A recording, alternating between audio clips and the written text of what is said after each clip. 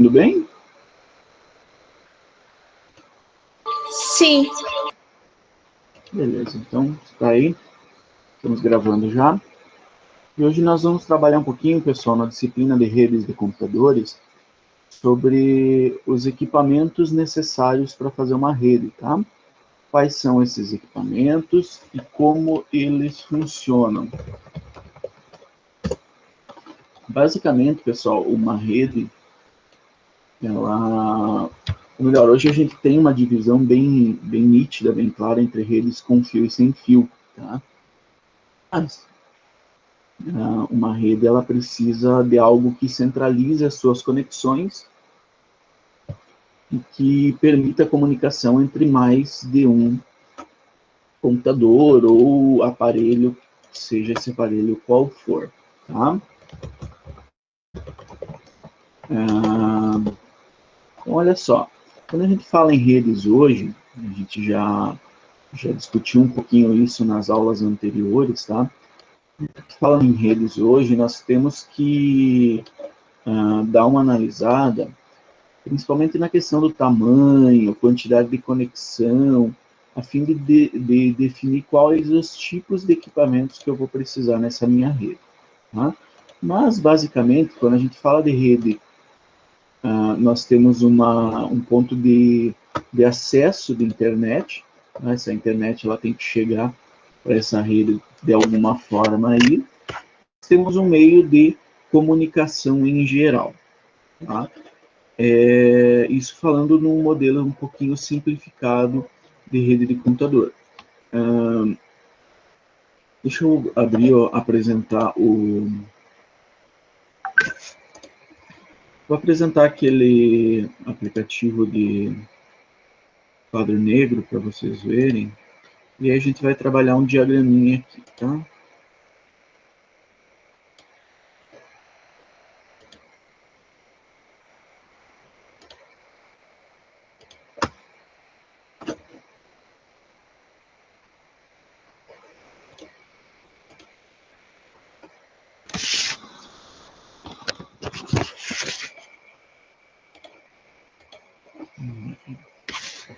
Então, olha só.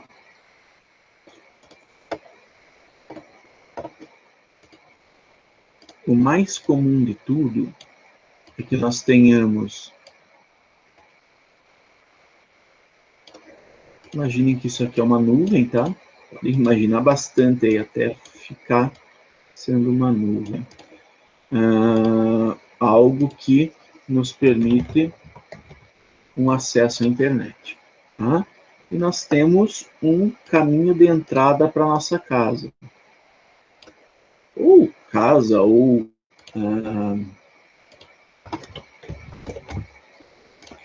empresa, seja aí o que a gente estiver levando em consideração. Tá?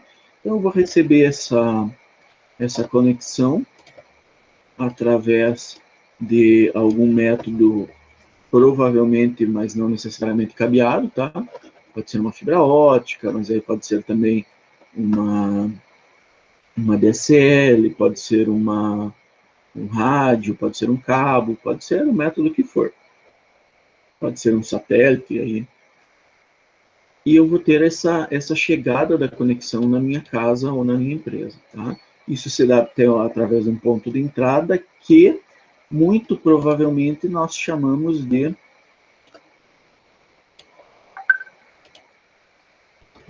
roteador ou modem, tá? Roteador ou modem.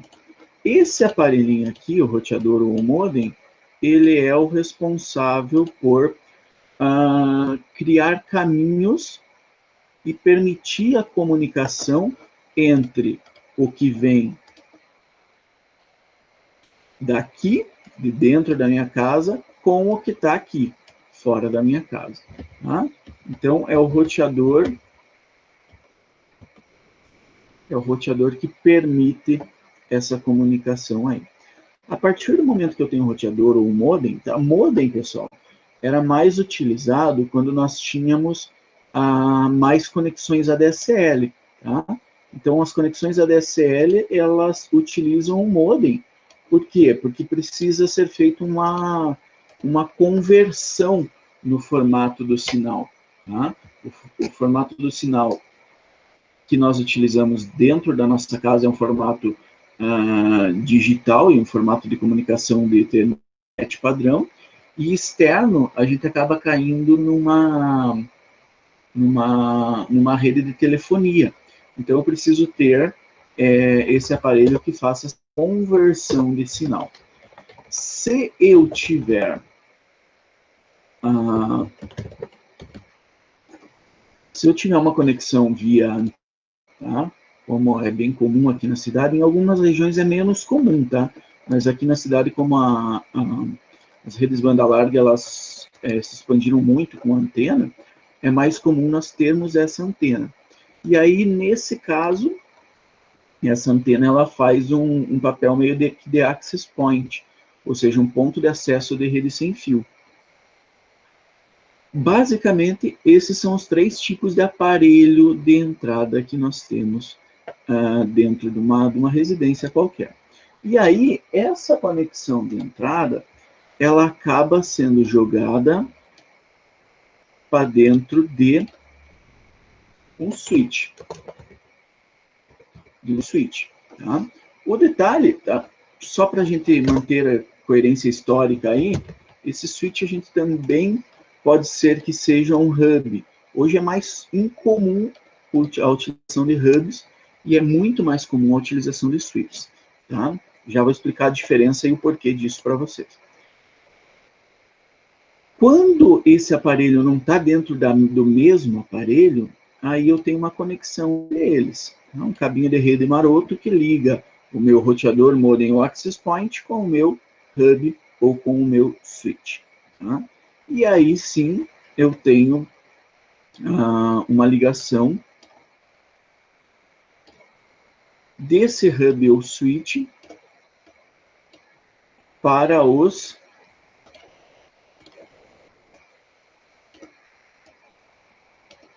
computadores. Tá? Então agora eu tenho aqui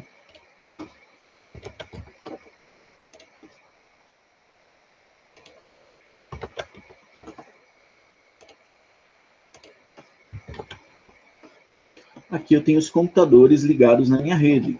Como eu estou falando do hub ou do switch, aqui, essa ligação ela é através de método cabeado, tá? O hub ou o switch, eles são métodos cabeados para conexão de rede. Se eu quiser que a minha rede tenha capacidade de se comunicar via sem fio também, aí eu tenho uma necessidade um pouquinho diferente.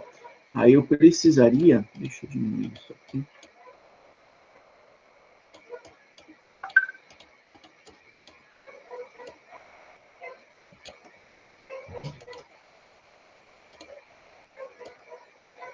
Aí eu precisaria que um desses aparelhos ligados no meu hub ou no meu switch seja um access point. Um access point. Esse access point é um aparelho que nos permite que o sinal de uma rede seja transmitido via sem fio. Tá? Esses 3 risquinhos é para simbolizar aí uma conexão sem fio. Tá? Não ficou muito bom, mas a ideia é mais ou menos essa. E aí eu poderia ter, por exemplo, notebooks, celulares ligados na minha rede sem fio. Então esse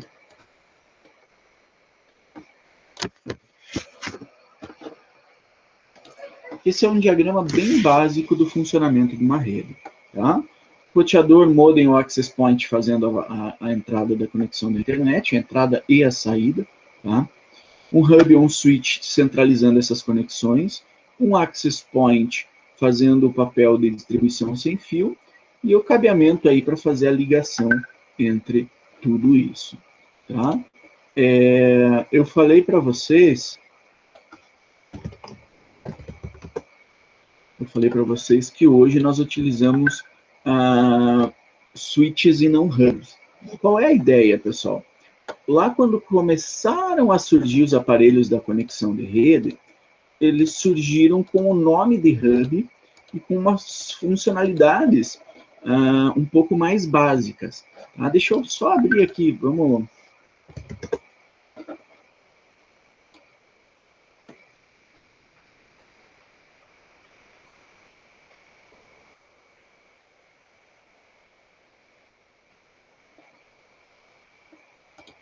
Eu vou parar um pouquinho essa apresentação e vou apresentar minha tela inteira para vocês verem, só para mim poder fazer umas buscas no Google aí e vocês conseguirem acompanhar também, tá? Aí, vocês já estão vendo a minha tela inteira? Eu acredito que sim.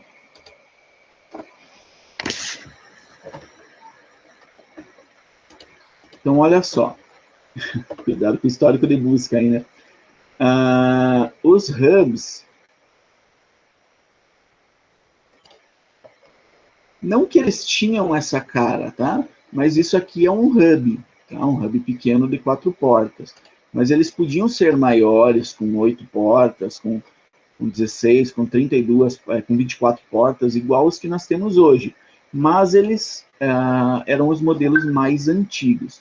Basicamente, o que ele fazia, pessoal? Deixa eu voltar aqui para a apresentação. Quando eu tinha um hub,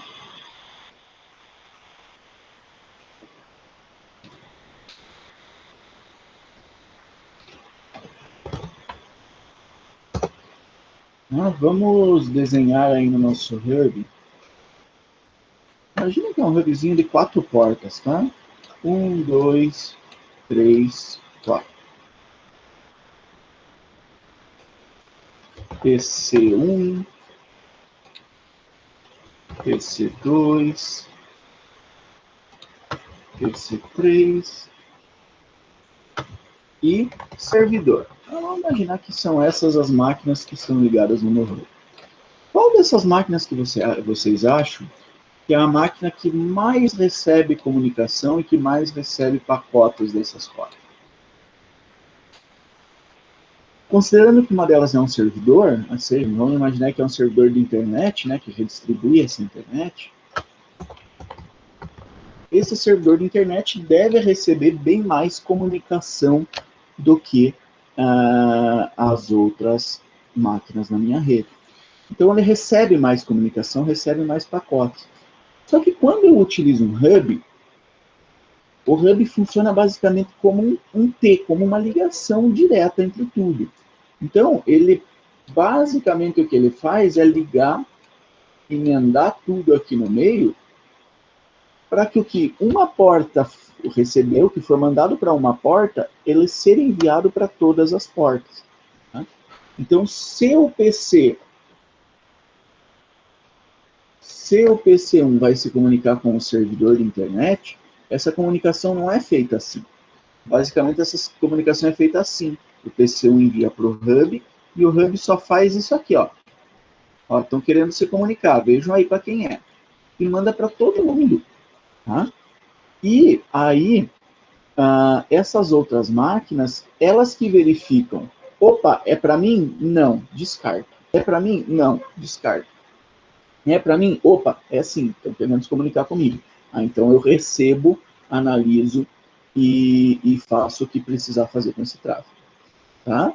Isso é um pouquinho besta, na verdade, porque o que acontece? O que o PC1 estiver mandando para a rede, todo mundo vai receber. E vai descartar por software o que não é seu. Agora, imagina que aqui no PC2 essa máquina esteja comprometida, aí tenha pego um vírus, tenha alguma coisa assim, e esteja fazendo uma coleta de todos os pacotes da rede. Isso é bem comum. O nome desse tipo de programa é sniffer, ou farejador. Aí o PC2 vai receber a comunicação de todos os outros. Não só do PC1, do PC1, do PC2, do PC3 e do servidor. O que for mandado para a rede, todo mundo recebe. E aí, os riscos de segurança são imensos. Os riscos de segurança são imensos. Isso faz com que você acessar um site de banco, por exemplo, num ambiente desse, seria extremamente arriscado, especialmente antigamente, onde os sites HTTPS eram bem menos comuns. Tá? Então, isso era um risco de segurança real. Porém, eles surgiram assim por quê? Porque os hubs eram aparelhos relativamente baratos, numa época onde os aparelhos não tinham processamento, mal e mal tinham memória, mal e mal tinham processamento, e aí ele simplesmente redistribuía, ele não queria nem saber o que era e para quem que era. Abria os pacotes de rede um por um para ver que é para quem é. Não, ele recebia e enviava para todos. Tá? E aí geravam diversos problemas. Sim, Eduardo, tanto o hub quanto o switch serve para ligações físicas, tá? Essa é a carinha deles, ó. Esses aqui são os pequenos, claro. Mas os maiores, ó, esse aqui, tá? Só que o que acontece é assim, ó, eu estou explicando para vocês o que são hubs, mas hubs e switches, eles podem ter a mesma carinha, tá? Eu aqui estou no shopping para ver só as imagens.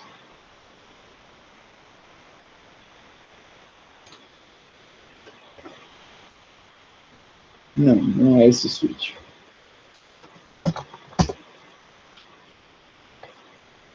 Aí. Então, ó, esses aqui também são switches, mas pode ser que um desses gigantão aqui, ele seja um hub, tá? Não é a carinha, não é a cara dele que diz se ele é um hub ou switch, é a funcionalidade, tá? Então, tudo isso serve para me fazer ligação física entre os aparelhos e permitir a comunicação entre eles. Tá? A diferença entre o hub e o switch é que, enquanto o hub redistribui o sinal para todo mundo que está conectado, o switch não. Vamos desfazer aqui, ó.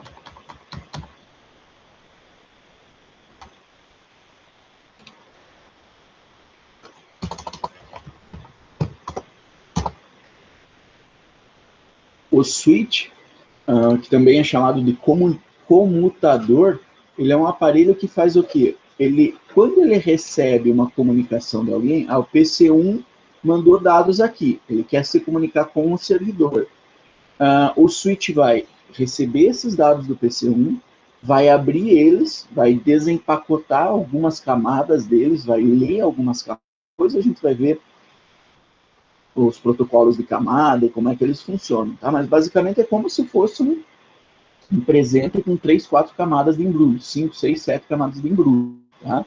Então esse switch vai receber o presente embrulhado várias vezes, vai tirar a primeira camada, vai tirar a segunda camada e vai ver, opa, ele quer se comunicar com o servidor. E aí ele vai pegar essas informações e vai redirecionar somente para o servidor. Tá? O que isso traz de vantagem? Primeiro, segurança na rede, tá? Os dados muito dificilmente são interceptáveis, porque a comunicação entre eles é individual, e desempenho também. Porque enquanto o PC1 está se comunicando com o servidor, numa velocidade X, há possibilidade de que o PC3 possa se comunicar com o PC2, sem interferir. Tá? Se o teu switch for de qualidade um pouquinho melhor, você tem essa possibilidade de comunicação automática, né, independente entre essas partes. Só vai dar problema aí de ter que esperar se o PC3 também quiser se comunicar com o servidor. Aí ele vai ver, opa, o servidor já está ocupado. Mas para isso, os switches eles têm processadores e têm memória interna, e eles são capazes de armazenar alguma quantidade de pacotes, verificar e ver, opa, é para o servidor, mas o servidor já está em comunicação. Então vamos aguardar um pouquinho, já transmito. Tá? Isso nos dá um desempenho e uma segurança muito maior na nossa rede. Por questões de desempenho e de segurança, e também por causa do barateamento desses aparelhos, hoje é muito difícil nós termos hub à venda. Tá? Muito difícil. Você até acha alguns cuja descrição é switching hub. É hub que faz um switching, mas ele está mais para switch do que para hub. Então, hoje, se vocês forem comprar um switch, é mais comum que vocês consigam um switch do que um rede. Tá? E aí, nessa central da minha rede aqui, como é ele que vai intermediar a conexão com todos os demais, esse switch já te respondo, Eduardo. Esse switch que vai ser o grande responsável por grande parte do desempenho da tua rede. Tua rede funcionar bem ou mal, grande parte desse desempenho é responsabilidade do switch. Não exatamente ele funciona como um servidor, não, Eduardo. Ele só permite a conexão. Então, todo mundo está conectado nele. Ele não sabe se o que está passando é internet, se é vídeo, se precisa bloquear ou não, se tem o que fazer ou não. A responsabilidade dele é distribuir.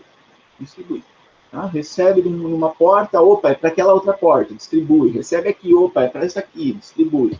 Então ele faz coordena essa comunicação, mas de uma maneira muito mais simples do que um servidor. Tá? Um servidor não, um servidor ele tem que permitir o acesso entre redes diferentes, rotas diferentes e tudo mais. Tá? Então, esse é o switch, tá? Os switches mais comuns hoje, eles são switches de, seja qual for o número de portas, tá? Se você procurar no Google, estou procurando aqui, eu sei que estou compartilhando a tela para vocês, então eu vou fazendo as buscas para ir mostrando para vocês as coisas. Ó, ele tem de 8 portas até 48 portas, acima de 48 é mais difícil de conseguir, tá? Mas de 8 a 48 aí, você tem dos mais variados tipos diferentes. Desde os mais voltados para empresarial, redes um pouquinho mais parrudas, até os mais plásticos e mais simples aí, que tem configurações mais simples e que são voltadas para o usuário mais residencial. Né? E aí vai variar qual é o processador dele, como que ele gerencia a comunicação. Né? É comum, vou procurar aqui em 24 portas, os switches mais comuns hoje, eles são switches ainda 100. Tá? Você acha até com certa facilidade os switches 1000, mas você tem que dar uma procurada para modelos mais específicos, os switches que aguentem conexões de 1 gigabit. Tá? Então, isso você tem que dar uma procurada para ver se esse switch, se você precisa de uma comunicação um pouco mais rápida, eu, inclusive, recomendaria, com os aumentos de velocidade aí, que todo mundo utilizasse só switches 1000 a partir de agora. Só que mesmo assim, um switch totalmente 1000 é relativamente mais caro do que um switch que é 100 gigabits. Tá? Então, ó, um 10-100, R$360, você consegue até com valores menores. Já os switches gigabit, onde todas as portas são gigabit, eles estão pelo menos um pouquinho mais caros, R$800. Tá? Então, tem algumas coisas que preciso levar em consideração. Tá? Além disso, o que acontece?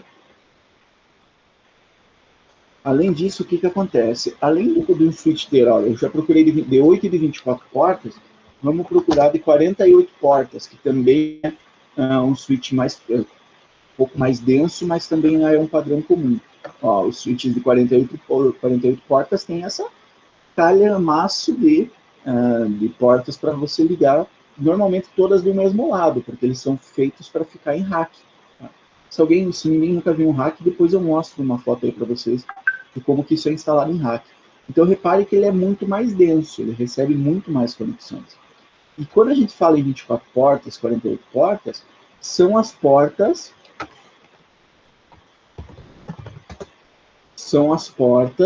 do tipo conexãozinha de cabo de rede, essas aqui, tá? Essas aqui. Hoje, como a gente já tem a conexão de fibra ótica, você também consegue, ó, vou procurar, 24 portas mais SFP. Tá? Esses switches, deixa eu abrir a página aqui. Ó, então, se vocês olharem aqui, ó, esse switch que eu procurei, ele tem 24 portas. Deixa eu ver se eu consigo dar zoom, consigo. Ele tem 24 portas, mas aqui no cantinho direito, ele tem duas portas especiais, que são portas SFP. As portas SFP são portas onde você vai ligar fibra ótica. Então, imagina que você tem uma empresa, ou vamos para facilitar a visualização, vamos imaginar lá no campus, tá? Lá no IF. Se eu tiver um switch 24 portas mais duas SFP, ou mais 4 SFP, eu poderia ligar todos os computadores, né, e outros switches nas minhas portas de rede, mas daí na hora de fazer a conexão com os outros blocos, com o bloco, os dois blocos novos, com a quadra, com lá na frente a guarita do guarda, aí eu posso mandar um cabo de fibra ótica, que é sempre mais eficiente para conexões de longo alcance. E aí, para isso, eu utilizaria essa porta SFP. Deixa eu ver se tem algum modelo que...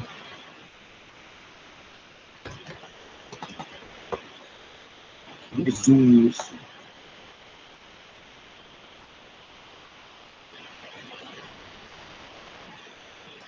Ó, a porta SFP é essas duas aqui, ó.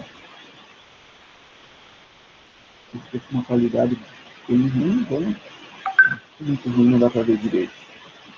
As portas SFP...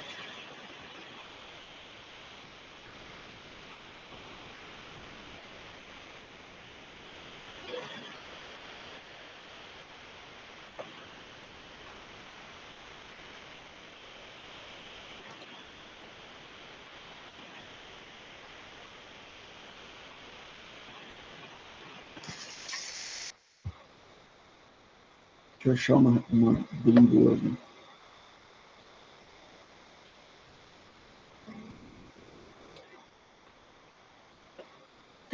Aqui dá para ver um pouquinho melhor. São essas portas metálicas aqui do ladinho desse aparelhinho. Tá? Então, elas permitem que receba-se a conexão de uma fibra ótica. A fibra ótica não é ligada direto nessa portinha. Tá? O que acontece? Eu preciso comprar um aparelho chamado GBIC, que é esse aparelhinho aqui. Eu não quero shopping, eu quero só ver a foto do aparelho. Aí, ó. Esse é um aparelho, é um GBIC, é um mini GBIC, tá? E ele é conectado lá nessa porta SFP e permite que eu conecte até duas fibras óticas. Na verdade, cada um é para uma conexão, tá? Mas aí eu posso conectar a fibra ótica aqui nessa ponta aqui, tá? Isso me permite a comunicação via fibra ótica. Tá? O legal é que a velocidade da fibra ótica, básica de uma conexão de fibra, basicamente é definida pela velocidade do GBIC. Tá? Então, desde que o meu switch suporte, eu poderia, eu estou usando um GBIC de 1000, eu vou lá e busco para comprar um GBIC de 10 GB. E aí, é a mesma carinha, o mesmo formato, mas esse mini GBIC, que já é bem mais caro, tá? Ele me permite, através de fibras específicas, fazer uma conexão bem mais rápida. Então, é por isso que quando a gente vê um serviço, por exemplo, de passada de fibra ótica submarino, tá? Até tem uns mapas bem legais, daqui a pouco eu mostro para vocês esses mapas. Quando eu faço a passagem de fibra ótica submarina, é feito com muito cuidado, porque essa fibra ótica ela vai durar 10, 20, 30 anos, e conforme a tecnologia do mini GBIC for avançando, eu posso trocar só as ponteiras desse cabo e manter esse cabo lá embaixo, que eu vou conseguir dar um upgrade na velocidade. Tá? Então, imagina assim, é passado um cabo submarino entre Brasil e Estados Unidos. Tá? Esse cabo ele tem 40, 60, 100, 200 fibras dentro de um cabo só. São 200 conexões dentro de um cabo só. E aí, isso permite até 200 conexões, o que multiplica a minha velocidade. Além disso, talvez na hora que passou, esses cabos foi colocado o GBIC de 1000 na ponta. Mas aí, dali a alguns anos, barateia e precisa de mais desempenho, os caras vão lá e compram um switch de 10 mil, de 10 GB, e troca. Isso vai multiplicar por 10 a velocidade. Existem GBICs de 100 GB também, tá? Mas aí, os switches, os GBICs de 100 GB, eles são pouco mais parrudos do que o restante. Deixa eu ver se eu consigo... Ó, os de 100 GB... 40 mil, esse é o preço deles. Tá? Até tem alguns mais baratos aqui já, mas eu não tenho certeza se eles são de 100 GB não. Tá? Esses preços maiores são mais acreditáveis com relação a isso. Tá? Mas eles existem, tá? E é isso que determina a velocidade da minha rede. Tá? E aí está uma grande diferença, então, dos aparelhos, do switch para o hub. Como eu falei, hoje hub você não encontra mais. Então você não vai na loja e pede um hub. Você pedir um hub, o cara vai te dizer, tá aqui. E você vai olhar e é um switch. Por quê? Barateou muito. Tá? Hoje ter processador dentro desses aparelhos de memória é muito mais comum. Então, não teria por que eu fazer um hub, colocar um hub na minha rede que permita esse tipo de problema de segurança, de interceptação de dados. Tá? E aí, eu tenho também... Deixa eu parar esse compartilhamento da tela inteira. E deixa eu voltar a compartilhar somente o meu diagrama master de rede aí. E aí eu tenho também os access point. Os access point, normalmente, é aquilo que eu falei para vocês. Eles são aparelhos cuja função principal é redistribuir rede sem fio. Então, quando você vai em algum lugar e quer comprar somente um aparelhinho para rede sem fio, você está falando de um access point. Tá? Eu já tenho internet, já tenho um roteador, quero só pôr para rede sem fio. Não, um access point. Não é um roteador sem fio, é um access point. Tá? Lembrando que, como eu falei para vocês numa das aulas anteriores, hoje, para facilitar principalmente o mercado doméstico, nós temos isso tudo aqui dentro do mesmo aparelho. Você tem roteadores que são switches e que são access point. São chamados tudo em um. E aí eles permitem que você faça tudo de uma vez só. Porém, por exemplo, esses aparelhos tudo em um eu não posso utilizar lá no IF, por exemplo. Por quê? Porque no IF, esses aparelhos, como eles têm um processador normalmente mais fraco e compartilhando essas funções, elas se perdem, começa a dar problema quando tem muito acesso, tá? Principalmente de rede sem fio. Então, esses aparelhos tudo em um, mesmo que você tenha um aparelho bacanão que a Copel te dá, né? A Copel usa aparelhos bem bacanas da Huawei, os aparelhos da Copel não aguentam mais que 8, 10 conexões na rede sem fio. Isso é uma estica danada. Então, aí se você for precisar de mais conexões que isso, você vai precisar procurar um access point específico, que é o caso que a gente utiliza lá no Instituto Federal. Beleza?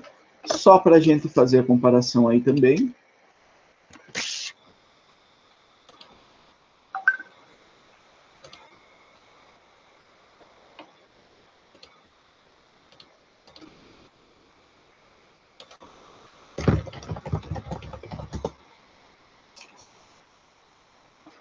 Os access point, quando a gente procura, ele já me dá toda uma gama de aparelhos diferentes, tá? Alguns deles possuem, esse aqui provavelmente se a gente girar ele do lado de trás, tem a conexão para 3, 4 cabos de rede, esse aqui também, mas quando a gente fala em access point, a gente está pensando nisso aqui, ó. Ele não tem 3, 4 cabos de rede. Ele não faz uma montoeira de função. Ele tem uma função específica, distribuição de rede sem fio. Tá? E vários deles são assim, se vocês procurarem. Tem vários que não têm essas funções de distribuição e de tudo mais que você quiser, tá? Então, isso é algo que é interessante. Se vocês um dia pensarem, né, a internet na casa de vocês cai demais, se vocês tiverem muito aparelho ligado, pensem em ver, por exemplo, um access point que seja só access point. Tá? O que a gente utiliza lá no IF é esses Unify.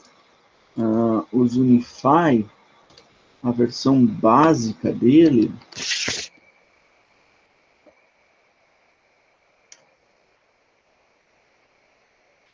Caro.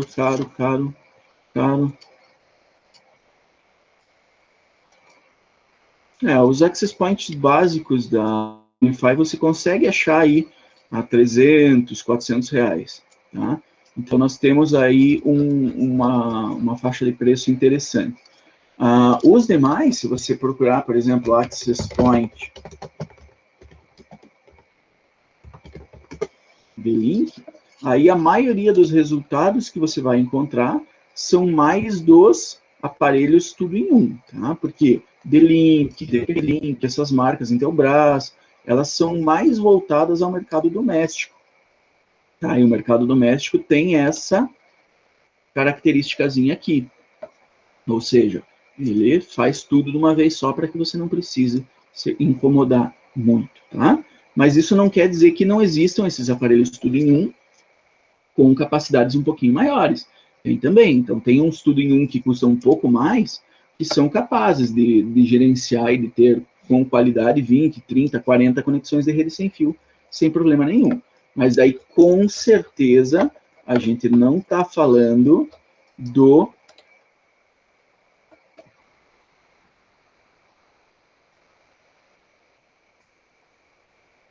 Com certeza, a gente não está falando desses de 80, 90, 100 pila, tá? E não, esses não são feitos para aguentar quantidades maiores de conexões, não. 136, 119, esses padrãozinhos aí são para uma quantidade sempre muito menor de conexões, beleza? Pessoal, estamos fechando o nosso tempo. Alguma pergunta?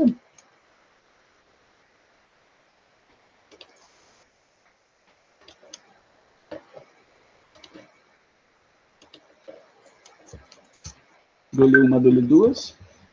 Olá! Estava apresentando a tela. Ainda bem que não abri nada. Aí, bem melhor. Olha o risco, né, Gabriel? Olha o perigo.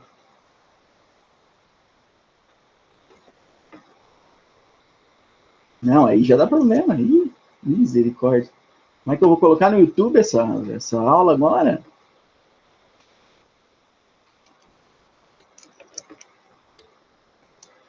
Então tá, pessoal. Obrigado pela participação aí. Desculpem essa atrapalhada com o horário de aula. Basicamente é porque, como esse APNP não era para ser meu, ele ficou marcado na segunda-feira num horário que eu já tenho aula com outra turma. E aí eu acabei, né, confundindo essa questão aí. Mas a partir da semana que vem a gente já muda o horário da outra turma, eu já conversei, já acertei, então já não vai ocorrer mais. Tá? Foram 2 vezes que aconteceram. Por favor, me desculpem aí pela atrapalhada, beleza? Qualquer dúvida, por pouco tempo, Eduardo, por pouco tempo. Qualquer dúvida, a gente mantém contato aí, por favor, me procure no WhatsApp e a gente conversa, tá? Abraço, galerinha. Até a próxima.